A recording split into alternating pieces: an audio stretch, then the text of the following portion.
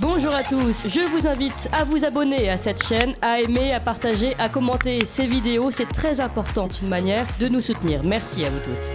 Allez, c'est la libre information, vous le savez. Ce matin, je reçois depuis le Québec, elle nous fait l'amitié d'avoir veillé très tard au Québec. Marie-Hélène Therrien est romancière et chroniqueuse littéraire. Suite à un refus de son journal de publier son article sur l'ouvrage de la généticienne Alexandra Herrion-Cotte, qu'on connaît bien ici à la matinale Ligne Droite, elle a décidé d'arrêter sa collaboration. Alors, on va nous expliquer, Marie-Hélène Therrien, où en est la censure au Québec. Bonjour Marie-Hélène Therrien. Bonjour. Enfin, bonsoir plutôt pour vous, puisqu'il est très tard chez vous au Québec, hein? Ou très tôt. Ou très tôt. Ou très tôt. Ça va bien, merci vous-même. Ben merci beaucoup. En tout cas, moi, je vous remercie d'avoir veillé si tard ou si tôt pour pouvoir répondre à mes questions. Je le disais, hein, vous venez de subir de la censure, Marie-Hélène Therrien, au Québec. Et je voulais qu'on en parle ce matin, savoir où on était au niveau de la censure chez vous. Alors pourquoi, rapidement pour nos auditeurs, pourquoi vous avez décidé de quitter le journal Autour de l'île, hein, c'est son nom. Oui, Autour de l'île, eh bien, ça fait 23 ans que j'écrivais ma chronique littéraire pour recenser les livres tous les mois.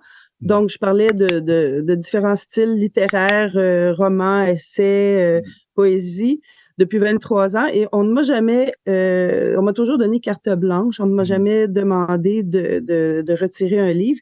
Et ça faisait 5 semaines que mon article était écrit.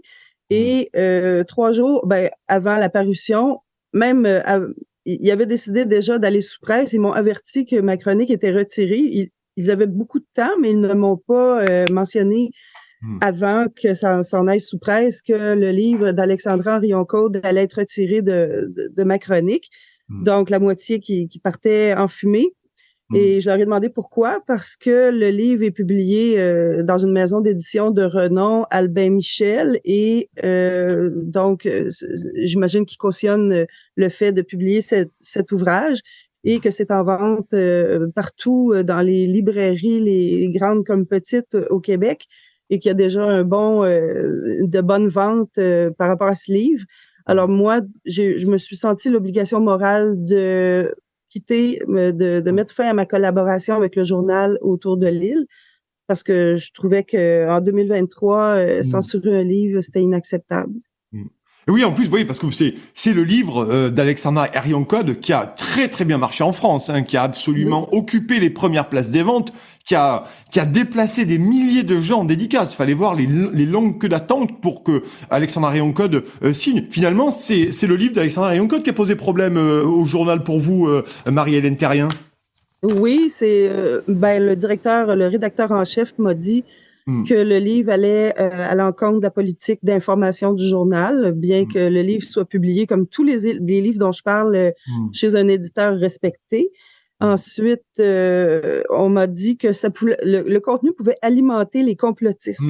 Ah oui. Alors là déjà, le fait de nommer les gens complotistes, moi ça a toujours été un problème. Je me dis, c'est quoi des complotistes? Des gens qui cherchent la vérité ou des gens qui s'informent, des gens qui cherchent qui enquêtent sur ce qui se passe. Donc, c'est un mot dont on se sert pour mettre fin à la conversation, dire qu'un complotiste, c'est comme traiter quelqu'un d'illuminé, mais dans les faits, c'est pas ça du tout. Je pense pas que moi je leur ai mentionné, c'est un ouvrage scientifique, ce n'est pas un livre complotiste. Madame Herrion-Cotte n'est pas complotiste, mais généticienne de renom depuis des décennies. Donc, je trouvais que c'était de la fermeture d'esprit, mais aussi mise à l'index, quelque chose qu'on ne voit plus depuis des décennies, des siècles. Puis tout à coup, je me dis, il leur fait donc bien peur ce livre-là pour que ce serait peut-être parce qu'il dit la vérité. Oui. Mais toujours est-il, moi je me dis, le livre peut-être fait polémique. Il y a eu des bonnes critiques, il y en a eu de moins bonnes, mais je me dis, c'est aux lecteurs de faire leur propre opinion. Ce que j'allais vous dire, Marie-Hélène Therrien, et merci d'être là avec nous ce matin. Ce que j'allais vous dire, finalement, c'est qu'on refuse le débat, on refuse de donner la voix à des personnalités comme Alexandra Herrion-Cotte, qui est généticienne, effectivement, qui est de renom, et en France, elle a subi le même traitement. Et on se rend compte, c'est pour ça que je vous ai invité ce matin, on se rend compte qu'au Québec, c'est pareil. Vous ne pouvez pas parler d'Alexandra Herrion-Cotte alors qu'elle a publié, il faut le rappeler, elle a publié chez Albin Michel, c'est une maison d'édition de premier plan. Donc ça pose quand même beaucoup de problèmes, cette histoire, finalement.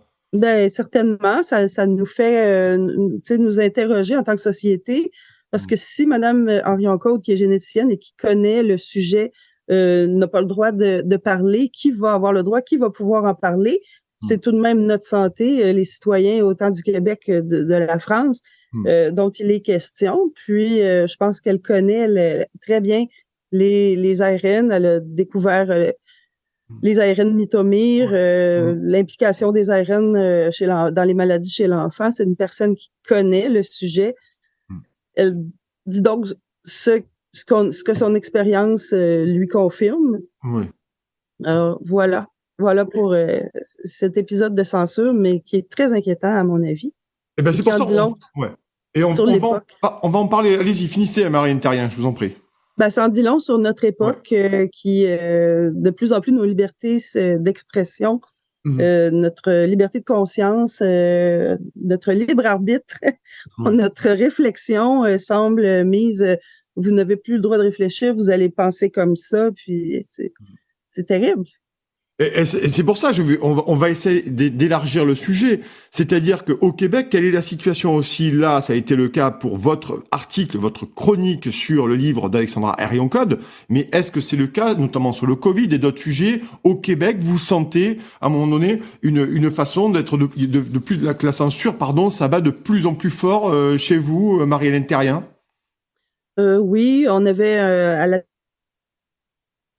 qui avait invité Didier Raoult à Radio-Canada et puis qu'il y a eu des troubles à la suite de ça. Il a dû mettre fin à sa collaboration avec Radio-Canada. On a le professeur Patrick Provost à l'Université Laval qui est un scientifique aussi de renom, professeur depuis des années, chercheur très connu, qui s'est prononcé sur la vaccination des enfants et l'Université Laval lui a carrément dit de cesser de parler. Il l'a mis, en fait, à l'arrêt de travail, sans salaire, encore pour ce même sujet. Ah oui. Et vous avez vu basculer la situation depuis le Covid, depuis la crise sanitaire, Marie-Hélène Therrien. C'est vraiment une situation qui est devenue de plus en plus complexe et difficile depuis la crise sanitaire, ou c'était déjà un peu avant, selon vous? Il y avait eu déjà des prémices avant la crise sanitaire? Je dirais qu'il y avait rien de tel. Des prémices, il y a certaines choses dont on peut moins parler. Disons qu'il y a de la rectitude politique depuis des années. La langue de bois, là, il y a des mots qu'on ne peut plus utiliser, mais on parle, on n'appelle plus un chat, comme on dit au Québec. Mais c'est à ce point-là, je dirais que non. Avant le COVID, c'était vraiment moins pire que ça l'est aujourd'hui. Alors, j'ai quand même pas mal d'amis québécois parce que je connais votre beau pays. Je dis pas province, mais je dis pays.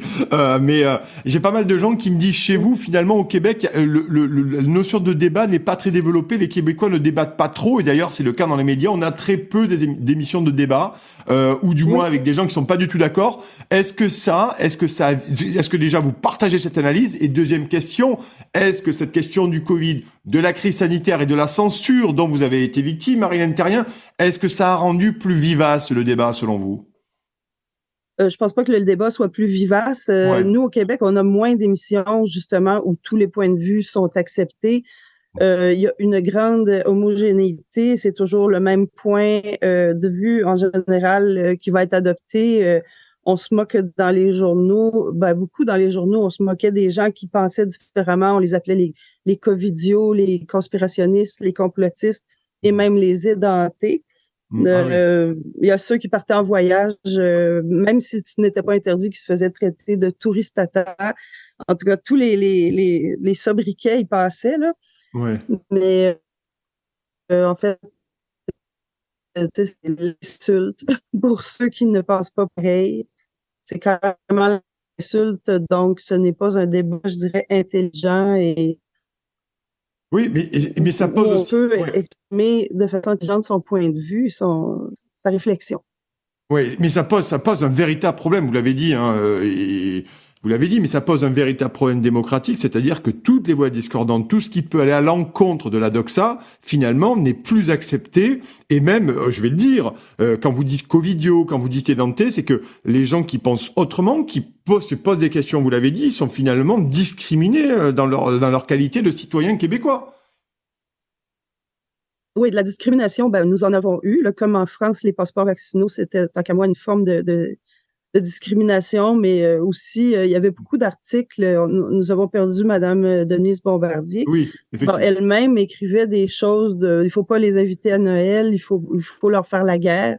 C'était des vocables très, très forts. Mm. Et elle faisait partie mais en fait, toute l'élite médiatique, politique du Canada, du Québec, Mm. en Mm. fait, c'était toujours le même discours, sauf exception. Sauf Oui, exception.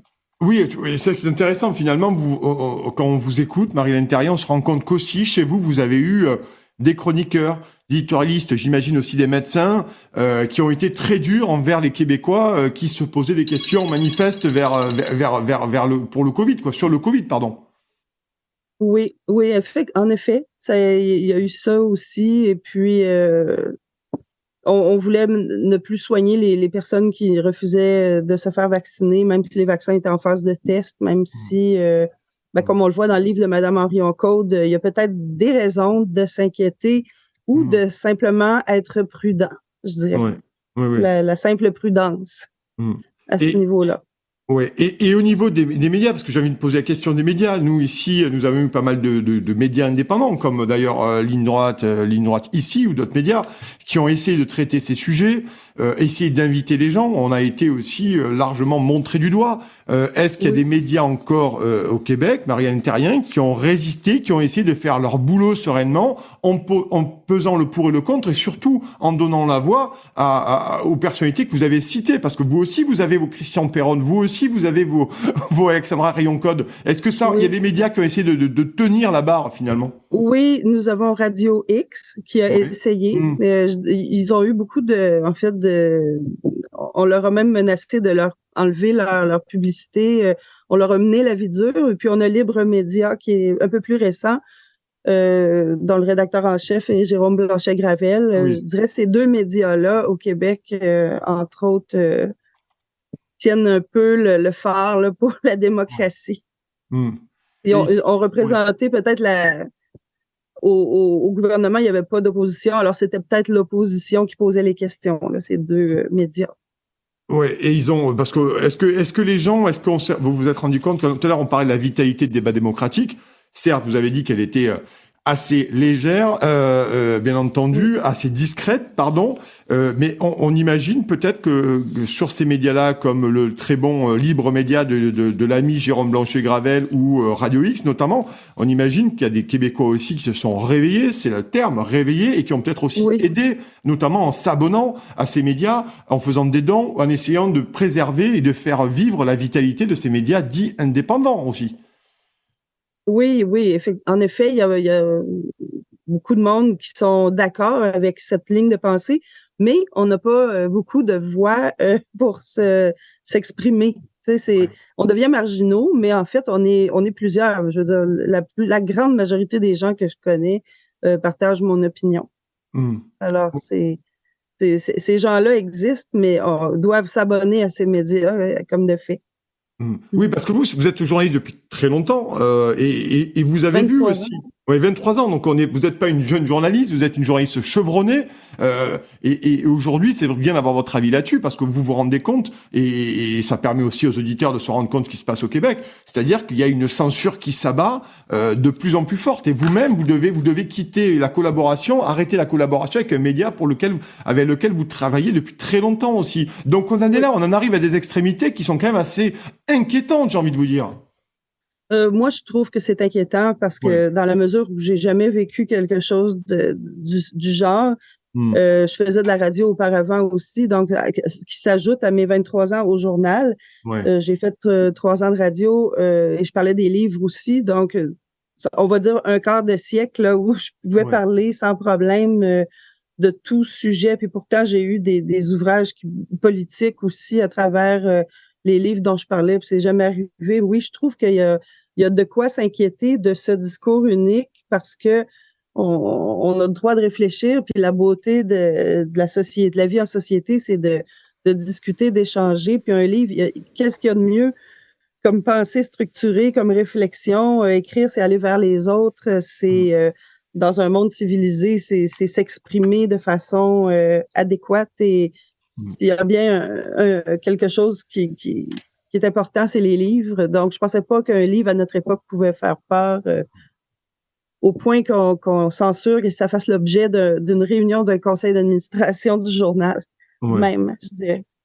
Oui, parce qu'il y a une volonté aussi, ce qui est inquiétant, et ce que nous avons remarqué ici, nous, en tant que médias indépendants, journalistes indépendants, c'est qu'il y a une volonté aussi, il me semble, vous allez me dire si vous êtes d'accord ou pas, d'assécher le débat, c'est-à-dire de tarir le débat et de n'imposer qu'une vue, qu'une doxa officielle, généralement imposée par le gouvernement pour chez nous et chez vous, et surtout repris.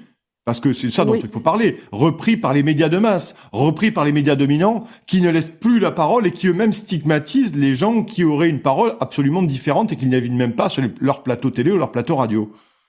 C'est vrai. Et puis, les médias, en fait, sont supposés avoir un rôle de chien de garde de la société, d'observer les politiciens puis de dire, bon, est-ce que ça va dans le bon sens? Mais aujourd'hui, ce n'est qu'un seul discours. Le discours, puis c'est un peu mondial, je dirais, c'est une tendance qu'on observe en Australie, qu'on observe dans d'autres pays également. Il y a peut-être des endroits où c'est un peu moins pire, mais c'est comme si on parle des États-Unis, c'est quelques États du Sud là, qui sont peut-être un peu plus libéraux, là, comme la Floride, la Caroline. On peut observer ce phénomène quand même, et c'est inquiétant. Et je pense pas qu'il faut accepter ça. Surtout, ben moi j'ai des enfants, j'ai des petits-enfants. C'est pas le monde qu'on veut leur laisser. On veut leur laisser un monde de liberté, tel que nous l'avons connu. Et moi, c'est pour ça que je prends la parole avec vous aussi. Ben, en tout cas, merci. On a encore 3 minutes pour parler de tout ça. Merci beaucoup d'être avec nous ce matin, Marie-Hélène Therrien. Vous êtes romancière, chroniqueuse littéraire, et vous avez quitté le journal avec lequel vous collaboriez depuis 23 ans pour un article refusé par votre rédaction sur le livre de la généticienne. On la connaît bien ici sur Ligne Droite, Alexandra Herrion-Codd. J'ai envie de vous poser la question aussi, Marie-Hélène Therrien, parce que maintenant on vous tient là, il est très tard chez vous au Québec, et merci d'avoir veillé si tard pour être avec nous ce matin, ici en France. Est-ce que vous avez dans votre entourage professionnel des journalistes aujourd'hui qui pensent comme vous, mais et qui osent pas forcément, de peur de perdre leur emploi, leur job ou leur place dans une rédaction, écrire des articles ou proposer ne serait-ce que des articles sur ces sujets-là ou d'autres, mais qui sont tabous?